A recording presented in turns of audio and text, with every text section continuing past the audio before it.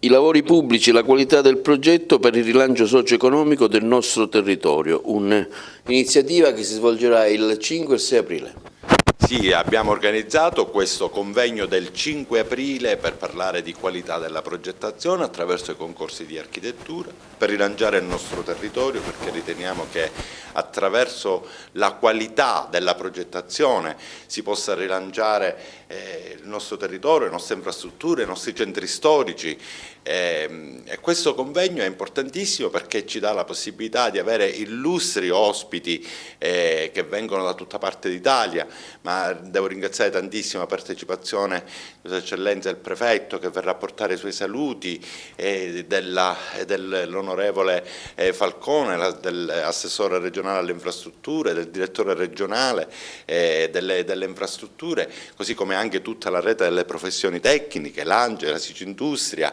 ma un ringraziamento particolare devo farlo a Rino Lamendola, perché se tutto il gruppo operativo del CNA viene qui a svolgere nelle altre giornate, nel pomeriggio del 5 e del 6, che è riservato ai corsisti, e tutti i colleghi del gruppo operativo del Consiglio nazionale, è sicuramente grazie a lui. È un momento di grande rilancio della nostra professione, perché questa figura potrà svolgere in supporto ai RUP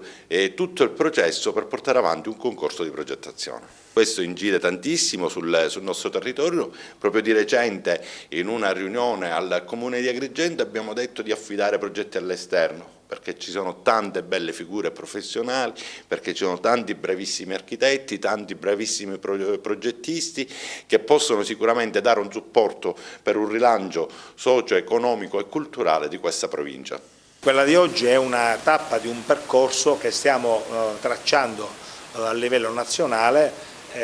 per consolidare la centralità del progetto nei processi di trasformazione del territorio. Il concorso di progettazione costituisce uno strumento ideale per raggiungere questo obiettivo, in quanto garantisce la qualità del progetto e valorizza la professionalità dei concorrenti. In un concorso si sceglie il progetto migliore in relazione alle aspettative, agli obiettivi della committenza, e non si sceglie invece il professionista sulla base del suo fatturato, sulla base del ribasso del suo onorario. Tuttavia però, girando così per l'Italia, ci siamo resi conto che tantissime stazioni appaltanti sono prive di esperti proprio in materia di organizzazione di concorsi e soprattutto dell'uso delle piattaforme informatiche, su cui oramai questi concorsi viaggiano velocissimi al punto di diventare competitivi sia nei costi che nei tempi rispetto alle procedure ordinarie di affidamento della progettazione.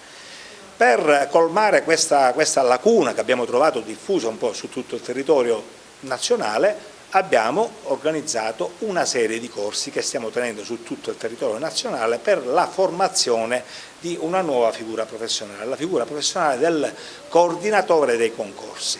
Una figura professionale che può essere interpretata da un pubblico dipendente nel ruolo di RUP, il responsabile unico del procedimento, ma può essere interpretata anche da un libero professionista nel ruolo di supporto al RUP. Quindi abbiamo anche una buona occasione per i liberi di lavoro, per i liberi professionisti. Siamo lieti che in Sicilia siamo partiti proprio da Agrigento, dove i consiglieri dell'ordine locale, degli architetti e il presidente Cimino sono particolarmente attivi sul territorio, e quindi partiamo da qui. Questa è la prima tappa siciliana